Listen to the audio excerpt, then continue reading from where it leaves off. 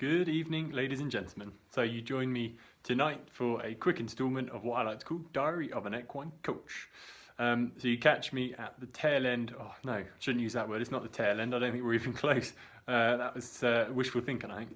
You catch me a few weeks into some pretty horrible, wet, cold weather. Now I put a post up on Instagram about 10 days ago when we had a tiny little splattering of snow first thing in the morning, and I did caption it and say no one mentions any more snow. Clearly someone wanted to properly mug me off, because we have now had snow, we've had ice, we have had slush, and wind, and that is for me the worst one as a coach. Wind is not your friend. As you can tell by my face, I used to have a normal looking face complexion. Let me just see, just torn apart by the wind, absolutely horrendous. Aged about 5 years in the last 2 weeks, I think. So here's my insight. Equine coaching. Now obviously we coach on our horses for the most part. I do coach people on their horses as well. It is very, very tricky. It's very interesting. You learn a lot from it. They learn a lot from it, because obviously boys and girls that ride once a week, once every other week, to them it's a bit of a hobby. Obviously a lot of our riders are a little bit more ambitious. So trying to get the point across them that it is very, it is getting colder, it is getting windier. Horses are not the same. They're not the same as what they were when you rode them in those lovely, gorgeous sunny days in the summer. And that's all very well at starting your lesson. You can, have a little quick chat about how they might be different and what sharpness means when horses are sharp and fresh.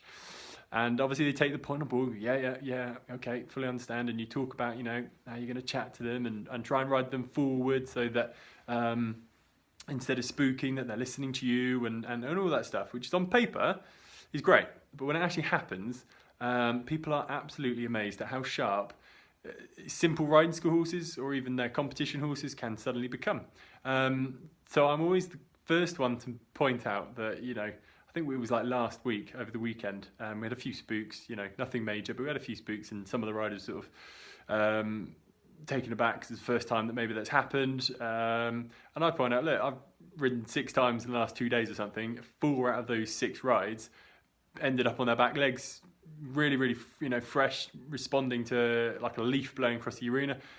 This is working with horses, isn't it? This is the sport we've chosen, and we have to be prepared to deal with that.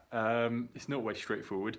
It is a massive learning curve. It gets you really sensitive to your horse's body language and reading situations and dealing with it, which for riding school riders, when they come once a week, once every other week, it's a massive learning curve. You need things to go slightly squiffy, slightly wrong, so that you know how to deal with it.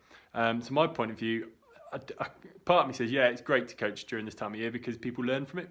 Obviously, it's an absolute nightmare at the same time, because here you are trying to give enjoyable, safe lessons, and it doesn't happen often, but sometimes horses scalper across the arena sideways, and then you as the coach have got to obviously control that and manage it and keep everyone safe. So here's looking forward to spring. I know it's incredibly early and we haven't even had the proper worst of the weather yet, but in my book, it's never too early to start looking forward, and I'm one coach that is very much looking forward to the spring and then the summer, which is going to be absolutely fantastic. So there you are. There's my little update, just to have a moan about the weather, but also to just say, actually, from a coaching point of view, I can tell you it's good from a learning point of view. So as you're a student, take these notes on board, because they might just keep you safe one day on a seriously fresh horse, instead of being in an arena with a nice safe fence line and a nice soft surface to fall on. You might be out on the roads, which is when stuff really goes wrong. So use it as a learning tool. Anyway, I shall catch up with you soon. Bye bye.